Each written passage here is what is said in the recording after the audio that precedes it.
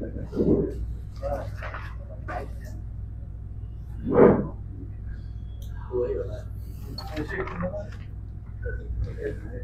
कर सकते हैं? एक मिनट रुकिएगा सर। और सर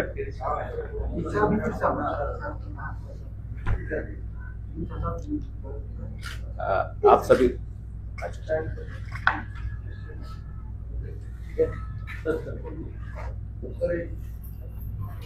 पीछे पीछे है और सर नमस्कार। आज के विशेष संवाददाता सम्मेलन में आप सभी लोगों का स्वागत है। आज की प्रेस वार्ता आप लोगों के साथ हमने जो है आयोजित करने का फैसला किया इस प्रेस में कि केंद्रीय चयन परिषद ने विज्ञापन 1/2023 प्रकाशित किया था। उसके बाद लिखित परीक्षाएं उसके लिए और उसके बाद अब सेकंड चरण यानी कि शारीरिक दक्षता परीक्षा की तरफ हम बढ़ रहे हैं। तो उसके शेड्यूल से आप लोगों को माध्यम से सभी अभ्यर्थियों और सभी लोगों को अवगत कराने के लिए और सभी को ये बताने के लिए कि किन किन चीज़ों की तैयारी के साथ वे आए। पहले मैं थोड़ा सा बैकग्राउंड दे दूंगा, उसके बाद फिर मैं जो है आगे इस पर आऊँगा कि कब से हम ये आयोजित करने जा रहे हैं और कब से एडमिट कार्ड डाउनलोड किए जा सकते हैं। आप जानते हैं कि विज्ञापन 1/2023 जून 2023 में प्रकाशित हुआ था और फिर इसमें 17,87,720 अभ्यर्थियों ने आवेदन दिए थे। आवेदन ज़्यादा थे लेकिन वैध आवेदन जो पाए गए पूरी तरह से पूर्ण ये इतने थे जो है। इनके लिए एडमिट कार्ड इशू किए गए और अगस्त 2024 में 6 चरणों में परीक्षा संपन्न कराई गई थी। इस परीक्षा में टोटल अभ्यर्थियों ने भाग लिया 11,95,101 और इसमें से 511 अभ्यर्थी इन कारणों से इनके कैंडिडेचर निरस्त हुए कि या तो वे कदाचार या जो है लिप्त पाए गए या फिर उन्होंने जो है अपने OMR और कुछ अपने आंसर शीट और प्रश्न पुस्तिका आदि के जो है गलत नंबर भरे, चाहे जानबूझ करके या फिर जो है किसी और कारण से। तो लिखित परीक्षा का मूल्यांकन के बाद 14/11/2024 को हम इसका परिणाम प्रकाशित कर चुके हैं, जिसके आधार पर जो हमारा मापदंड है कि जितनी रिक्ति है उसके आरक्षण कोटिवार 5 गुना व्यक्तियों को हमें शारीरिक दक्षता परीक्षा के लिए बुलाना है। तो इसके तहत हमने 1,07,079 अभ्यर्थियों को चयनित किया है शारीरिक दक्षता परीक्षा के लिए। इसमें पुरुष अभ्यर्थियों की संख्या 67,518 है और महिला अभ्यर्थियों की संख्या 39,550 है और इसमें ट्रांसजेंडर्स की संख्या 11 है। इन सभी में जो 1,07,079 हैं, इनमें 485 गृह रक्षक अभ्यर्थी और 433 स्वतंत्रता सेनानी के आश्रित भी शामिल हैं। ये सभी सूचनाएं हमारी जो पिछली सूचना प्रकाशित हुई उसमें भी शामिल हैं। अब इन अभ्यर्थियों की शारीरिक दक्षता परीक्षा हम 9 दिसंबर 2024 से प्रारंभ करेंगे और ये 10 मार्च 2025 तक चलेगी, यानी 3 माह की अवधि के लगभग, बल्कि उससे थोड़ा ज़्यादा ही समय तक ये परीक्षाएं चलती रहेंगी। और ये परीक्षा हम आयोजित करेंगे शहीद राजेंद्र प्रसाद सिंह राजकीय उच्च विद्यालय गर्दनीबाग में। प्रातः 7 बजे से ये प्रारंभ होगी और शारीरिक परीक्षा और उसके बाद फिर दस्तावेज सत्यापन के साथ ही ये समापन होगा उसके लिए। तो शारीरिक परीक्षा के साथ साथ ही अभ्यर्थियों के दस्तावेज सत्यापन का काम भी किया जाएगा। इसके लिए अलग से उन्हें कोई समय नहीं दिया जाएगा और ना ही कोई अलग डेट होगी। पैट के कार्यक्रम की सूचना हमारी वेबसाइट पर प्रकाशित की गई है और जिसे अभी आज के दोपहर के 12 बजे से अभ्यर्थी अपने एडमिट कार्ड डाउनलोड करना प्रारंभ कर सकते हैं। यानी आज 21/11/2024 के 12 बजे मध्याह्न से उसको जो है कर सकते हैं। ये परीक्षा वरीय पुलिस पदाधिकारियों के पर्यवेक्षण में परिषद के द्वारा संपन्न की जाएगी और इसके लिए पुलिस मुख्यालय द्वारा आवश्यक संख्या में वरीय पदाधिकारियों, पुरुष एवं महिला सभी मिला करके हमारे लिए डेप्यूट किए जाएंगे। पुरुष अभ्यर्थियों और महिला अभ्यर्थियों की परीक्षाएं अलग अलग दिन आयोजित की जाएंगी। ऐसा नहीं है कि एक दिन में दोनों को बुलाया जाएगा। एक दिन में पुरुष रहेंगे और पुरुषों की जब संपन्न हो जाएगी उसके बाद महिलाओं को हम बुलाएंगे। एक दिन में पुरुष अभ्यर्थियों को बुलाए जाने वालों की संख्या 1600 रहेगी और महिलाओं की संख्या 1400 रहेगी। तो 1600 पुरुष अभ्यर्थियों को एक दिन में हम बुलाएंगे, महिला अभ्यर्थियों की संख्या 1400 रहेगी। परीक्षा में भाग लेने से पहले सभी अभ्यर्थियों को शारीरिक या मानसिक रूप से स्वस्थ होने और जहां जिनके मामले में लागू हो महिलाओं के जो है वो गर्भवती ना होने और इनके द्वारा किसी भी प्रकार के उत्तेजक, मादक अथवा प्रतिबंधित दवाओं के सेवन न करने का घोषणा पत्र भी लिया जाएगा। तो इन्हें ये घोषणा पत्र सभी अभ्यर्थियों को समर्पित करना होगा।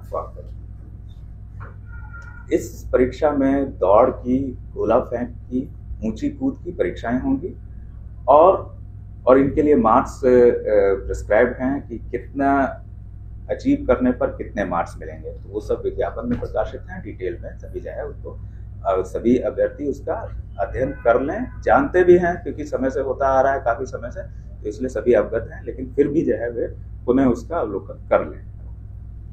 पुरुषों की ऊंचाई और सीने की माप ली जाएगी और महिला अभ्यर्थियों की ऊंचाई और वजन की नाप ली जाएगी। इनके मापदंड सभी प्रकाशित हैं, उनको जो है वो देख लीजिए। और इन सभी इवेंट्स में यानी कि ऊंचाई वगैरह में भी जो मिनिमम मापदंड हैं उनको क्रॉस करने वाले ही सफल होंगे, माने जाएंगे। दौड़ में, गोला फेंक में और ऊंची कूद में, इन सभी में अलग अलग पास होना होगा। ऐसा नहीं कि टोटल में पास होना है, हर एक इवेंट में अलग अलग अभ्यर्थियों को पास हो।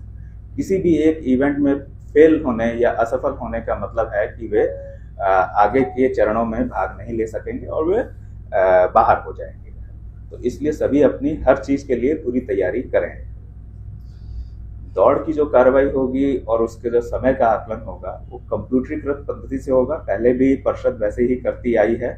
अभ्यर्थियों के पैरों में जो है वो चिप और जो है सेंसर के माध्यम से जो है इनका आकलन किया जाएगा। इसमें मानवीय हस्तक्षेप नहीं है और मानवीय हस्तक्षेप की गुंजाइश भी नहीं है कि उसमें कुछ हल्का फुल्का जो है मैनेज किया जा सके, वैसी कोई पॉसिबिलिटी नहीं है। और समय का आकलन मिनट, समय सेकंड में, सेकंड के 1000वें स्थान तक आकलन होगा। यहाँ दस्तावेज जो सत्यापन होगा और इसमें ये भी जो है चीज है अभ्यर्थियों के लिए है कि जब वे आएंगे तो उनके प्रवेश पत्र जो एडमिट कार्ड है उसी के माध्यम से उनको प्रवेश की अनुमति होगी और फिर उसके बाद उनके बायोमेट्रिक्स लिए जाएंगे और उनका मिलान लिखित परीक्षा के समय जो बायोमेट्रिक्स फीचर्स हमने रिकॉर्ड किए, फिंगरप्रिंट्स, फोटोग्राफ, वीडियोग्राफ आदि, उनसे जो है उनका मिलान किया जाएगा। ये एस्टेब्लिश करने के लिए कि जो जिसने व्यक्ति ने फॉर्म भरा और जिसने लिखित परीक्षा में भाग लिया वही जो है यहाँ पर, यानी कि ये तीनों सेम है जाए, ये इंश्योर करने के लिए ताकि इम्पर्सोनेशन या पररूप धारण की जो संभावना हो उसको हम कैंसिल कर सकें, उसको हम नेगेट कर सकें।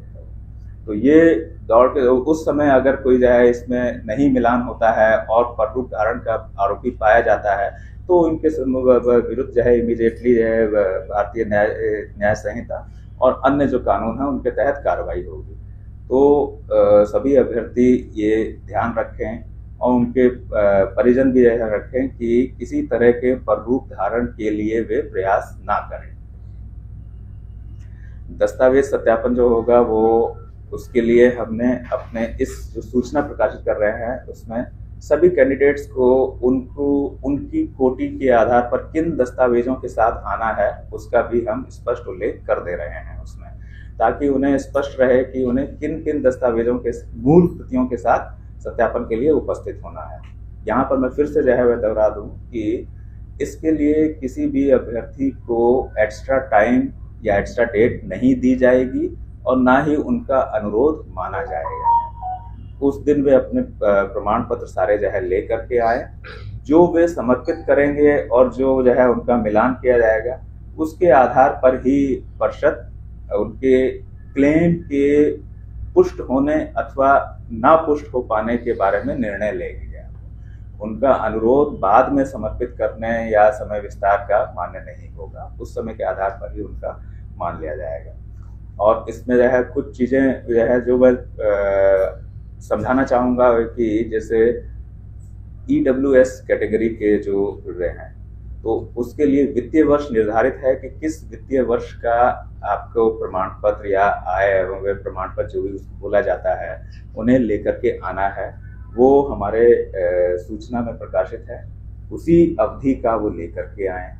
इसी प्रकार से जो BC या EBC कैटेगरी के हैं जिन्हें नॉन क्रीमी लेयर सर्टिफिकेट देना है वे जो है लेकर के आए। उसमें ये भी है कि यदि उनका 1 वर्ष पूर्व की अवधि का निर्गत है, उसकी 1 वर्ष से ज़्यादा हो चुकी है अगर, तो उन्हें साथ में एक प्रपत्र होता है 18B, उसमें घोषणा पत्र वो भी देना है जहाँ। यानी कि जिनका NCL सर्टिफिकेट 1 वर्ष से पहले का निर्गत है उन्हें सर्टिफिकेट प्लस घोषणा पत्र दोनों देना है, एक से काम नहीं चलेगा। जिनका 1 वर्ष की अवधि के भीतर का है उनका जो है उससे काम सिर्फ NCL सर्टिफिकेट से काम उनका जो है चल जाएगा। इसी तरह की और भी कई चीज़ें जो है विवाहित महिलाओं के बारे में वगैरह में वो सब उसमें जो है हमने सूचनाएं विस्तार से दे दी हैं ताकि किसी प्रकार का कोई संशय ना रहे। स्वतंत्रता सेनानी के जो आश्रित हैं उनके बारे में जो है कि परिचय पत्र मात्र मान्य नहीं होगा, एक प्रमाण पत्र दिया जाता है जो क्या जिसका फॉर्मेट वगैरह सब प्रिस्क्राइब है, उसी के आधार पर वो प्रस्तुत करेंगे तभी उनका दावा माना जाएगा। ये कुछ चीज़ें हैं और ये ऐसा नहीं है कि मैंने जो है पूर्ण कर दी हैं, ये कुछ मेन मैंने बताई हैं, बाकी सभी जो है उसमें सूचना में अंकित हैं, तो सभी अभ्यर्थी उनको पढ़ लेंगे। और एडमिट कार्ड में भी इनके बारे में हम संक्षेप में लिख दे रहे हैं ताकि उन्हें उस समय भी जो है साथ में उपलब्ध रहे, सामने रहे कि उन्हें क्या क्या करना है। और ये तो सभी जानते हैं कि आरक्षण का दावा जो है सिर्फ बिहार राज्य के निवासियों के लिए ही है, तो किसी भी तरह का आरक्षण हो कोई सा भी। ये जो है मेरी तरफ से था कि हमारा क्या शेड्यूल रहेगा और किस तरह की हमारी व्यवस्थाएं रहेंगी। और ये मैं जो है ये बिहार की जनता और हमारे सभी अभ्यर्थियों उन सबको मैं आश्वस्त कर दूं कि परिषद स्वच्छ और कदाचार मुक्त परीक्षाएं संपन्न कराने के लिए कटिबद्ध है। और ये जो है पुनः जो है मैं बताऊंगा कि इसमें चयन का आधार मात्र अभ्यर्थियों की परिश्रम और उनकी मेधा है, इसके अलावा और कोई नहीं होगा। और कोई इसमें किसी तरह का जो है इसमें आकलन और उनके मूल्यांकन और उनके चयन का कोई और आधार नहीं रहेगा। तो वे अभी से अपनी तैयारी करते रहें, पूरी मेहनत करें और इसमें लगे रहें। सभी अभ्यर्थी ये भी ध्यान रखें कि हम वेबसाइट के माध्यम से ही जो है उनसे संवाद करते हैं, वेबसाइट में प्रकाशित करते हैं सूचना और उसके माध्यम से ही उनसे संवाद होता है। और जो इनमें जो है चयनित हैं जो 1,07,079 उनको एक ईमेल जाएगा और एक उनको जाएगा कि आप अपना जो है एडमिट कार्ड डाउनलोड कर सकते हैं, करना प्रारंभ कर सकते हैं। ये हमारे अधिकृत पोर्टल से है।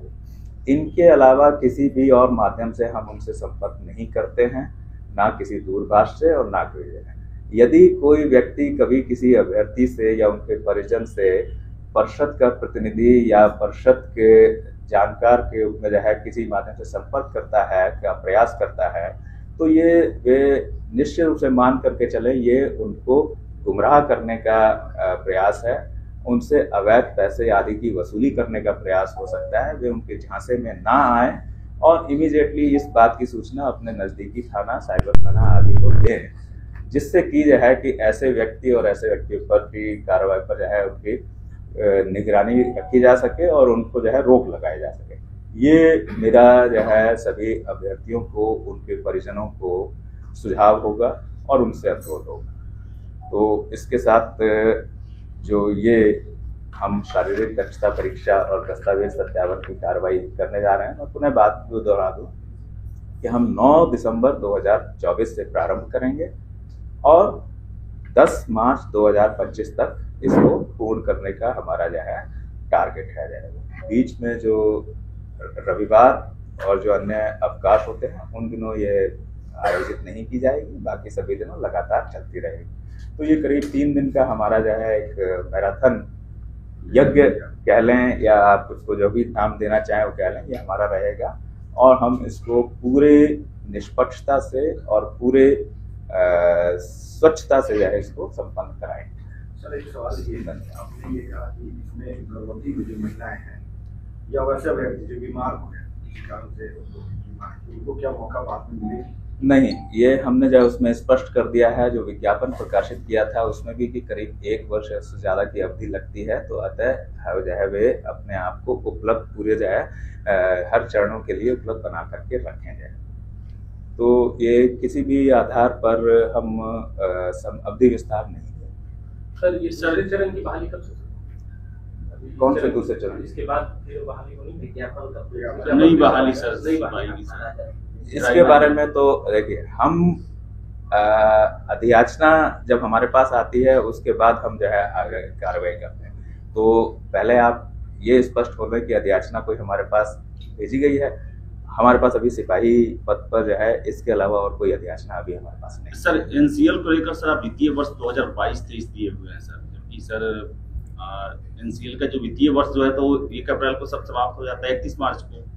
तो छात्र कह रहे हैं कि हम पहले का कैसे लाएंगे नोटिफिकेशन से पहले का एनसीएल?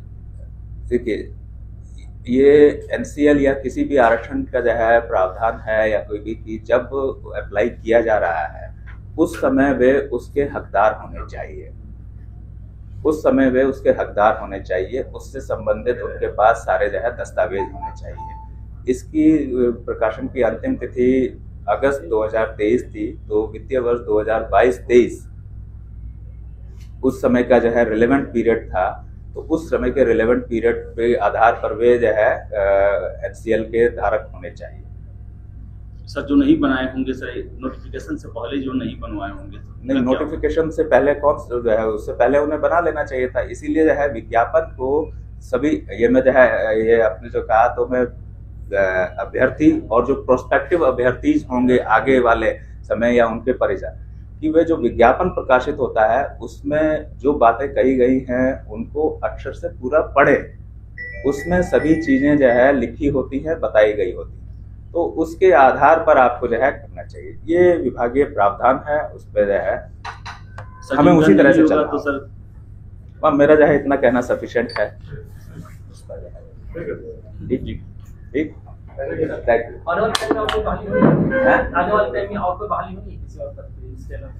अभी हमारे पास कोई अधियाचना नहीं, वर्षों के पास अभी कोई अधियाचना नहीं।